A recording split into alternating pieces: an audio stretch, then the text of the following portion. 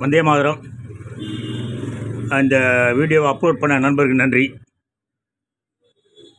2008 காமராஜ் அரங்கத்தில், தேனாம்பேட்டை காங்கிரஸ் அரங்கத்தில் நடந்த துக்ளக் ஆண்டு விழாவுக்கு நான் போயிருந்தேன். அப்போது நிறைய அன்னாளைய குஜராத் முதலமைச்சர் நரேந்திர மோடி இந்த கால் மேலே கால் போட்டு உட்காந்துருக்காரு பாருங்க, அவர் வந்து உட்காந்துருக்காரு. அந்த நிகழ்ச்சிக்கு நானும் போயிருக்கேன். நான் ஒரு பேனர், இந்த மாதிரி ஒரு பேனர் கட்டிக்கிட்டு நான் அங்கே போய் அந்த க்யூவில் நிற்கிறேன். கிட்டத்தட்ட ஒரு 1.5 மணி நேரம் க்யூவில் நின்று, பெரிய க்யூ நின்றுக்கிட்டு இருந்தேன். நிறைய பத்திரிக்கைக்காரங்க பேட்டி எடுத்தாங்க, வீடியோ எடுத்தாங்க, எல்லாம் பண்ணாங்க. ஆனால் ஒரு நாள் மறுநாள் செய்தி எதுவும் வரல, அது வேறு விஷயம். ஒரு மிக மிக முக்கியமான சமாச்சாரம், ஆனால் ஒன்றும் செய்தி வெளியே வரல. இது வந்து ஒரு புத்தகத்தில், மீடியா வாய்ஸுங்கிற புத்தகத்தில் வந்த பேட்டியிலேருந்து வந்த படம். அன்றைக்கி ஏன் அவர் இப்படி பேசினாங்கன்னா, அன்றைக்கி நான் அரெஸ்ட் ஆனதுனால தான். ராஜீவ்காந்தி கொலைப்படை இது வந்து ஷோவுக்கு தெரிஞ்சு போச்சு. மோகன்ராஜ் வந்து வாசலை கலெக்டாக பண்ணி அரெஸ்ட் ஆகிட்டார் அப்படின்ட்டு. நான் போனேன். அந்த என்ட்ரன்ஸுக்குள்ளே போகும்போது மௌரியான்னு ஒரு டிசி இருந்தார். டக்குன்னு இதெல்லாம் போட்டுட்டு உள்ளே போகக்கூடாது அப்படின்னாரு. இது எங்கள் அப்பா ஜிப்பா, அது மேலே நான் அந்த பேனர் போட்டிருந்தேன். டக்குன்னு அந்த பேனரை பிடுங்கினார்.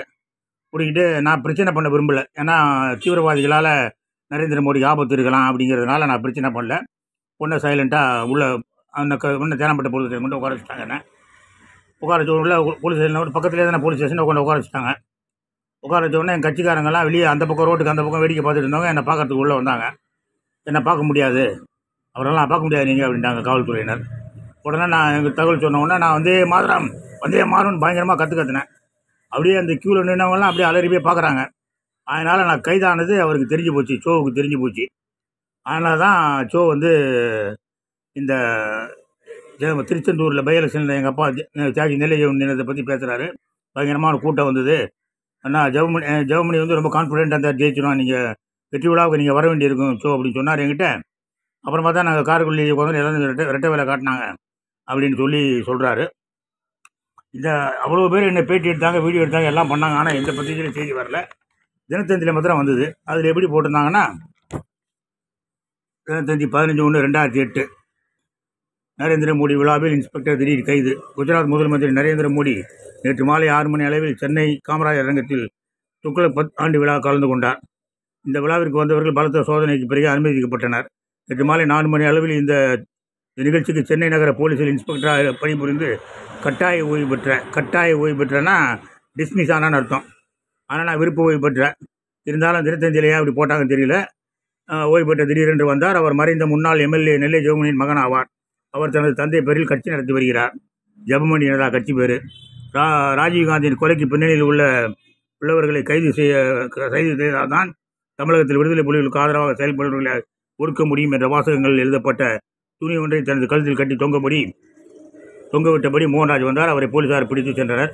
மயிலாப்பூர் போலீஸ் நிலையத்தில் அவர் காவலில் வைக்கப்பட்டார். தேனாம்பேட்டைக்குள்ளே பிடிச்சி வச்சுருந்தாங்க. அப்புறம் நான் கத்தின உடனே மயிலாப்பூர் கொண்டு போயிட்டேன். அவர் நைட்டு 1 மணிக்கு தான் ரிலீஸ் பண்ணாங்க. ஆனாலும் நான் அன்றைக்கி அந்த கத்தி கலெக்டாக பண்ணதுனால தான் திருவாளர் சோ அவர்கள் எங்கள் அப்பா திருச்செந்தூர் பை எலெக்ஷன் நின்று தோற்று போனதை, ஓட்டு விழாமல் தோற்று போனதை பற்றி பேசியிருக்காரு. என்ன ஆகிப்போச்சுன்னா, 77 எங்கள் அப்பா எம்எல்ஏ அந்த சாத்தாங்குளத்தில்.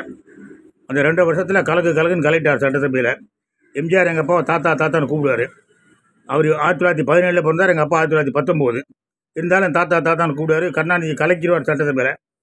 பார்த்தாங்க 2 பேரும், ஏடிஎம்கே டிஎம்கே 2 பேரும் ஊழலில் ஒரே குட்டியில் ஒரு மட்டைகள் தானே. அதனால் ஜெபமணி ஒருவேளை திருச்செந்தூர் பை எலெக்ஷனில் ஜெயிச்சு சட்டசபைக்கு வந்துட்டாரா நம்ம கதை கந்தலாயிரும் அப்படின்னு சொல்லி 2 கட்சிக்காரங்களும் சேர்ந்து பிளான் பண்ணி அவரை திருச்செந்தூரில் தோக்கடிச்சாங்க. அப்படி தான் இன்ன வரைக்கும் நடந்துக்கிட்டு இருக்கு. நானும் ஜெபமணி தான் ஒரு கட்சி நடத்தி போட்டிக்கிட்டு இருக்கேன். நல்லமாக பண்ணிக்கிட்டு இருக்கேன். 100 ஓட்டு 120 ஓட்டு தான் உழுது, அது கலந்து போட்டோம். இருந்தாலும் அந்த வீடியோவை துக்ளக் ஷோ பேசின வீடியோ வெளியிட்ட நண்பருக்கு நன்றி. நான் பேசுனதுனால தான், நான் கலெக்டாக பண்ணதுனால தான் அவர் பேச வேண்டிய கட்டாயத்துக்கு தள்ளப்பட்டார். இல்லைனா 2000 இறந்து போன எங்கள் அப்பாவை பற்றி 2008 பேசுவாங்க திடீர்னு. அந்த நான் பண்ண கலெக்டானால தான். தினத்தந்திக்கு நன்றி. ஏன்னா வேறு யாரும் செய்தி போடலை. அந்த செய்தி அவங்க மாத்திரம் தான் போட்டாங்க. நன்றி. ஜெயஹிந்த்.